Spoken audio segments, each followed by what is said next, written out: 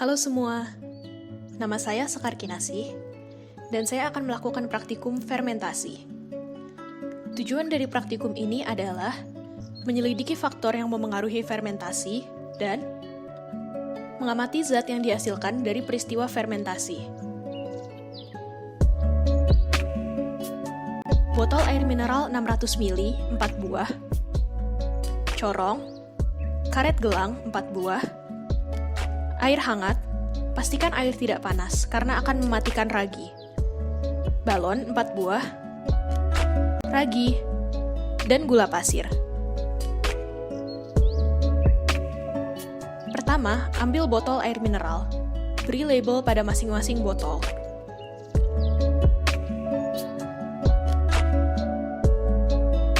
Tuangkan air hangat hingga setengahnya.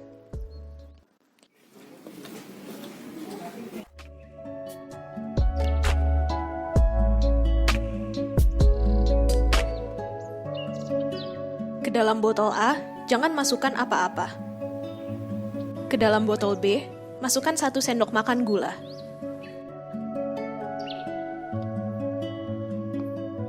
Ke dalam botol C, masukkan 1 sendok makan gula dan 1 sendok teh ragi.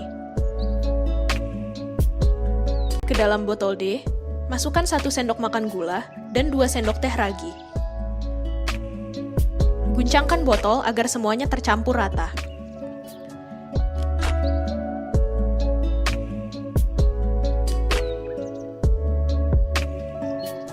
Pasang balon pada mulut botol.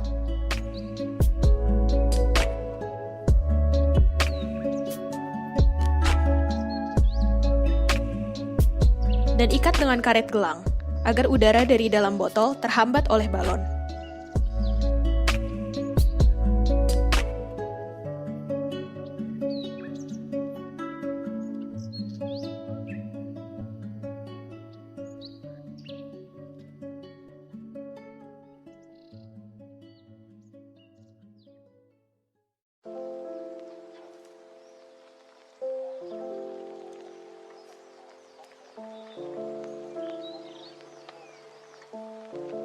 Diamkan hingga 30 menit.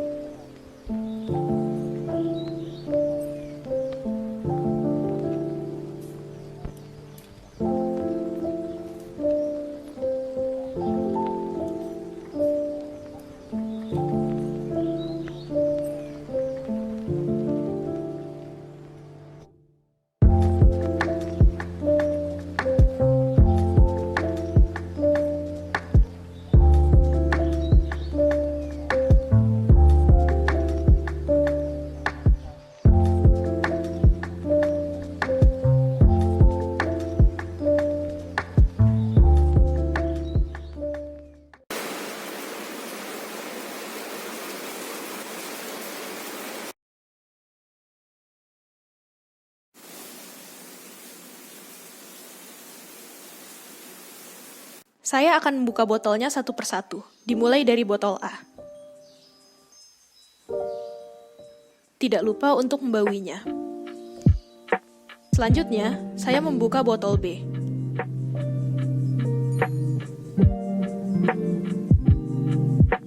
Dan membauinya.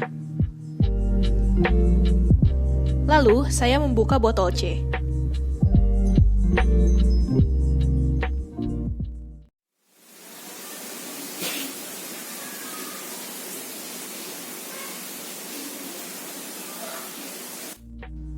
Setelah membersihkan diri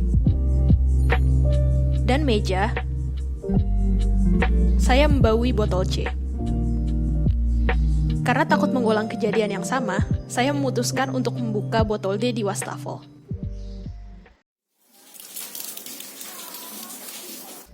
Dan tentu membauinya.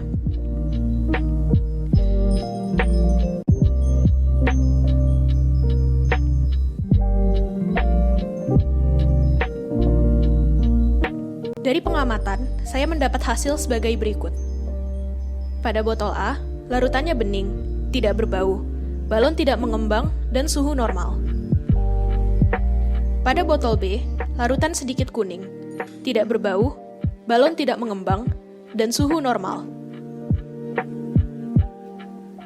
Pada botol C, larutan menjadi berbusa, memiliki bau asam, balon mengembang, dan suhu hangat. Pada botol D, larutan menjadi sangat berbusa, memiliki bau asam yang kuat, balon mengembang, dan suhu panas.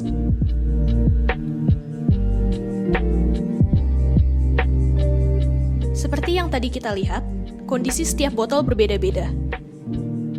Balon yang terletak pada botol A dan B tidak mengembang, sedangkan pada botol C dan D mengembang dengan ukuran yang berbeda. Balon mengembang karena gas CO2, yang kebetulan memberikan bau khas juga.